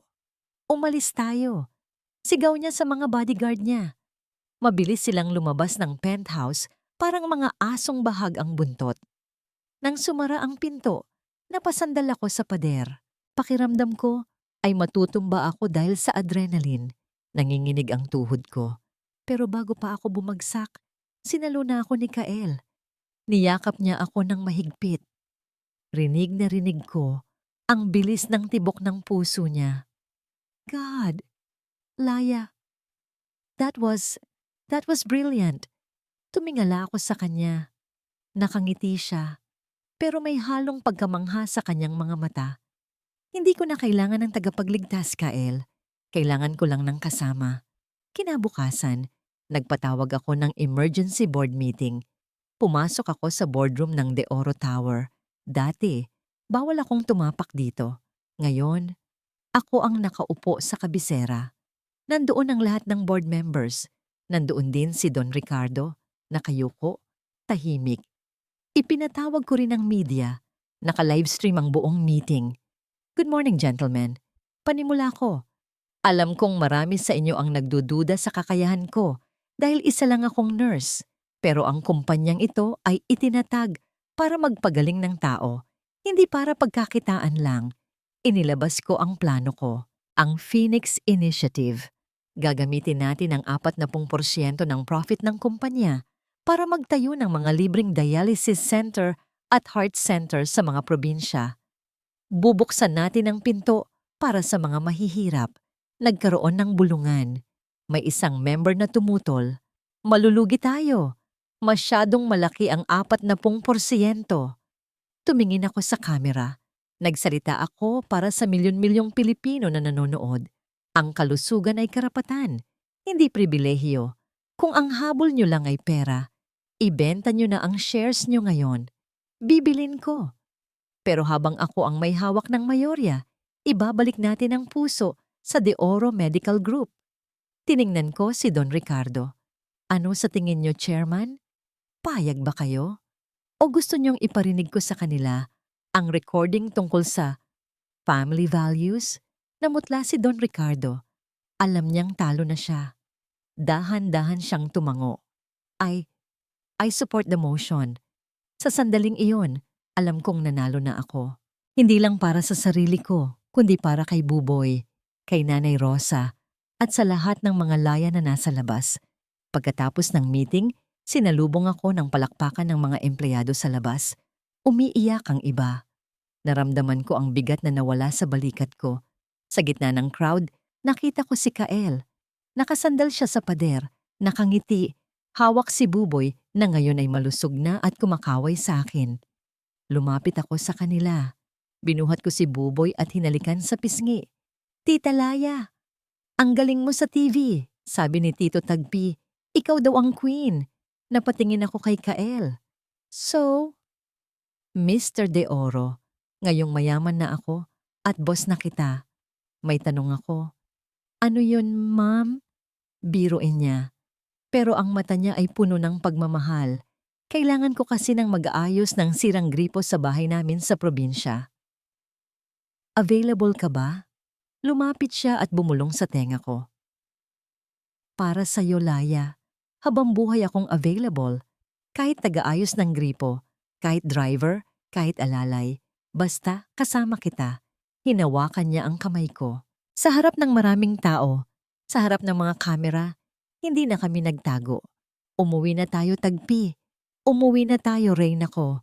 Ang huling pagsubok ay tapos na. Ang bagong simula ay paparating na. Ang tunog ng maso ng hukom ay umalingaw-ngaw sa loob ng korte. Isang tunog na naghudyat ng katapusan ng mahabang gabi. Guilty beyond reasonable doubt.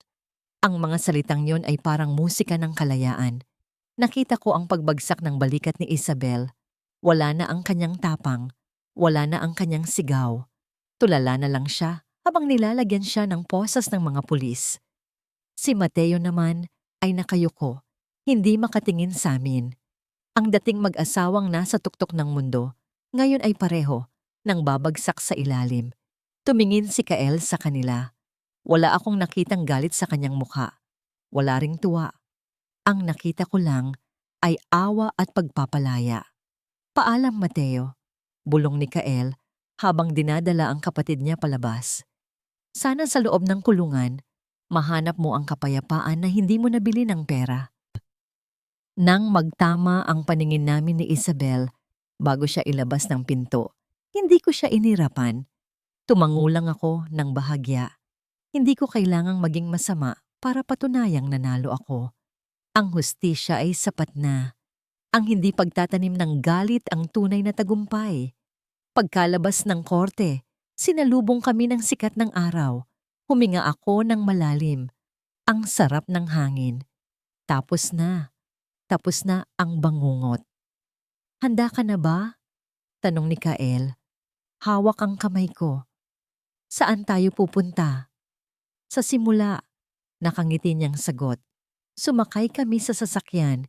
Hindi papunta sa penthouse siya, kundi pabalik sa probinsya. Sa mahabang biyahe, nakatulog ako sa balikat ni Kael. Ito ang pinakahimbing na tulog ko sa loob ng maraming taon. Walang pangamba, walang takot na baka may kumatok na maniningil. Paggising ko, naamoy ko na ang dagat. Narinig ko ang pamilyar na hampas ng alon sa dalampasigan. Pagbaba namin ng sasakyan, napaluha ako sa nakita ko. Ang aming lumang kubo. Wala na, pero sa pwesto nito, nakatayo ang isang magandang bahay. Hindi ito mansyon na gawa sa semento at salamin. Isa itong malaking bahay kubo na modernisado. Gawa sa matibay na kawayan, nara at bato. Ang bubong ay maayos na. Hindi natutulo kapag umuulan. Ang bintana ay malalaki para pumasok ang hangin. Simple lang ito, pero matibay. Parang kami. Welcome home, Tita Laya. Tumakbo si Buboy palabas ng bahay. Ang bilis niyang tumakbo. Wala na ang hingal. Wala na ang panghihina. Sinalubong niya ako ng yakap. Sa likod niya, nakatayo si Nanay Rosa. Nakangiti habang nakahawak sa hamba ng pinto. Anak, ang ganda ng bahay natin. May sarili na tayong poso na may motor.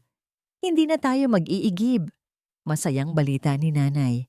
Niyakap ko silang lahat. Ito ang yaman na hindi kayang nakawin ni Numan. Nang magtakip silim, niyaya ako ni Kael na maglakad sa dalampasigan. Ang langit ay kulay kahel at lila. Ang tubig ay payapa. Naglakad kami ng nakatapak sa buhangin, gaya noong mga panahong siya pa si Tagpi na walang maalala. Alam mo ba, Laya? Panimula ni Kael habang nakatingin sa papalubog na araw. Noong bilyonaryo ako, akala ko nasa akin na ang lahat. Pero gabi-gabi, hirap akong matulog. Laging may kulang. Huminto siya at humarap sa akin.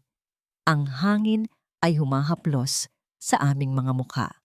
Nung naging tagpi ako, nung wala akong pera, nung tuyo lang ang ulam natin, doon ko naramdaman na buo ako. Dahil nandun ka, kinuha niya ang aking mga kamay. Ang kanyang mga mata ay nangingilid ang luha. Laya, ayokong bumalik sa pagiging Kaelyon na walang puso. Gusto kong maging Kael na may laya. Gusto kong gugulin ang natitira kong buhay. Hindi sa pagpapalago ng kumpanya, kundi sa pagpapalago ng pagmamahal natin. Sa pagtulong sa iba. Dahan-dahan siyang lumuhod sa buhangin. Hindi siya naglabas ng singsing na may malaking diamante. Alam niyang hindi ko gusto ang mga bagay na binibili lang. Naglabas siya ng isang maliit na singsing. Gawa ito sa kahoy ng balete, kung saan kami unang nagkita at nagtago noong bagyo. Makinis ang pagkakakurbada at sa gitna may maliit na perlas na nakuha siguro sa dagat natin. Liraya San Miguel, ang reyna ng buhay ko. Hindi kita alukin ng yaman dahil kaya mong kitain yun mag-isa. Ang iaalok ko sa iyo ay ang aking mga kamay para itayo ang mga pangarap mo, ang aking balikat para sandalan mo kapag pagod ka, at ang aking puso na tumitibok lang para sa iyo. Tumingin siya sa akin ng puno ng pag-asa. Will you marry me? Hindi lang ang CEO, kundi pati si Tagpi. Napahagulgol ako. Ito ang pinakamagandang singsing na nakita ko. Ito ang pinakamagandang pangako na narinig ko. Lumuhod din ako para magkapantay kami. Hinawakan ko ang mukha niya. Oo, Kael. Oo, tagpi. Kahit sa kubo, kahit sa palasyo. Sasamahan kita. Isinuot niya ang singsing sa daliri ko. Sakto. Perfect fit. Niyakap namin ang isa't isa sa gitna ng dalampasigan habang ang araw ay tuluyang lumulubog para magbigay daan sa mga bituin. Wala ng bagyo, wala ng sakit. Ang natitira na lang ay ang pangako ng isang bukas na kami ang gagawa. Mula sa malayo, rinig ko ang tawanan ni Buboy Boy at Nanay Rosa. Ang pamilya namin ay buo. Ang puso ko ay puno. Natapos na ang aking paghihirap. Nagsimula na ang aking paghahari. Hindi bilang reyna ng iba, kundi bilang reyna ng sarili kong tadhana. Nakatayo ako sa harap ng podium. Tanaw ang daan-daang estudyante na nakasuot ng puting uniforme. Sila ang unang batch ng mga scholar ng Phoenix Foundation. Mga kabataang galing sa hirap na ngayon ay magtatapos na bilang mga nurse at midwife. 3 taon na ang nakalipas. Mabilis ang panahon, pero ang bawat araw ay puno ng kabuluhan. Huwag niyong kalilimutan, sabi ko sa microphone, ang boses ko ay matatag at puno ng emosyon na ang inyong mga kamay ay hindi lang instrumento para magpagaling, kundi instrumento para magbigay ng pag-asa. Huwag kayong matakot maging mahirap, matakot kayong maging mayaman na walang puso. Nagpalakpakan ng lahat. Nakita ko ang mga luha sa mata ng mga magulang. Alam ko ang pakiramdam nila. Galing din ako sa wala. Pagbaba ko ng stage, sinalubong ako ng isang pamilyar na yakap.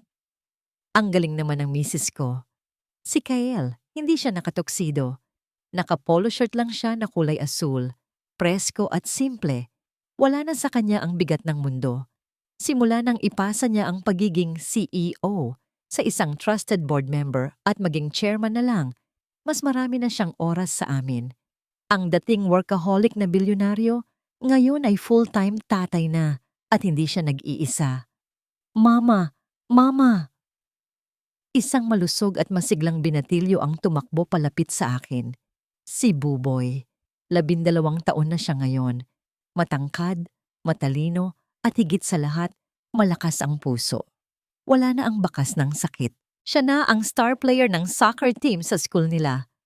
Congrats, Mama Laya, sabi ni Buboy, sabay abot ng isang bulaklak na pinitas niya sa garden. Pero hindi lang si Buboy ang bitbit ni Kael. Sa kanyang bisig ay may kargang isang batang babae na 2 taong gulang pa lang.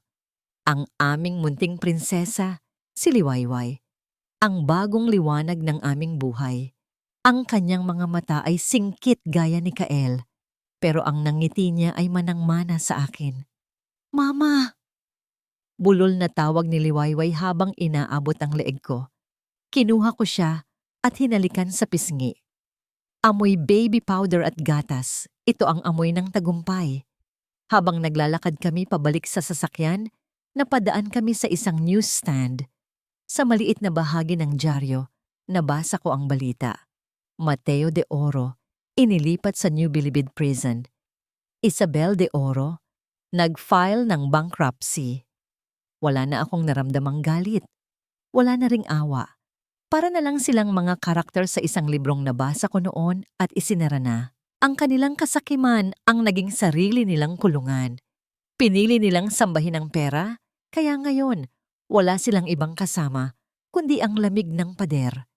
Sumakay kami sa aming family van. Hindi ito sports car. May mga kalat na laruan sa sahig. May mantsa ng chocolate sa upuan. Pero ito ang pinaka-luxurious na sasakyan para sa akin. Saan tayo pupunta, mahal? Tanong ni Kael habang nagmamaneho. Tumingin ako sa kanya. Ang mga uban sa gilid ng buhok niya ay nagsisimula ng lumabas. Pero mas gwapo siya ngayon kaysa noong una kaming magkita. Ang kanyang mga mata ay payapa. Sa dagat, sagot ko. Gusto kong makita ni Liwayway kung saan nagsimula ang lahat. Nakarating kami sa aming bahay sa probinsya bago lumubog ang araw. Ang Phoenix Wellness Center sa bayan ay puno ng pasyente na ginagamot ng libre o sa abot kayang halaga. Ang negosyo namin ay hindi nagpapayaman sa amin sa bangko ng sobra-sobra, pero nagpapayaman ito sa aming kaluluwa. Naupo kami sa buhanginan. Si Buboy ay nagpapalipad ng saranggola kasama ang ibang mga bata sa baryo. Si Kael ay nakaupo sa tabi ko. Karga si Liwayway na natutulog na. Isinandal ko ang ulo ko sa balikat niya. Hinawakan niya ang kamay ko. Ang kamay na suot pa rin ang singsing na kahoy, katabi ng isang simpleng wedding band. "Masaya ka ba, Laya?" Tanong niya ng mahina. Tumingin ako sa paligid. Nakita ko si Nanay Rosa na nagtatawanan kasama ang mga kapitbahay. Nakita ko ang malusog na si Buboy. Nakita ko ang mapayapang mukha ng anak ko. At nakita ko ang lalaking handang iwan ng mundo para lang samahan ako. Noon, akala ko ang yaman ay nasusukat sa laki ng bahay o sa presyo ng bag. Akala ko ang tagumpay ay ang pagpapakilala sa sarili bilang Mrs. De Oro. Mali ako. "Sobra, Kael. Sobra." Sagot ko habang pinipisil ang kamay niya. Ang totoong yaman ay hindi ang gintong kaya mong itago sa kaban. Ang totoong yaman ay ang pagmamahal na kaya mong ibigay at tanggapin. Ang totoong yaman ay ang kakayahang matulog sa gabi nang may malinis na konsensya at gumising sa umaga na may layunin. Ako si Laya San Miguel de Oro. Dati akong basahan na tinapakan ng mundo. Pero ngayon, ako ay isang ina, isang asawa, at isang manggagamot. Hindi ako iniligtas ng isang prinsipe. Iniligtas namin ang isa't isa. At sa kwentong ito, walang magic. Mayroon lang tapang, pagpapatawad at wagas na pag-ibig. Hinalikan ako ni Kael sa noo habang tuluyang lumulubog ang araw, nag-iiwan ng kulay ginto sa langit. Ito ang aking happy ending. Ito ang aking totoong yaman.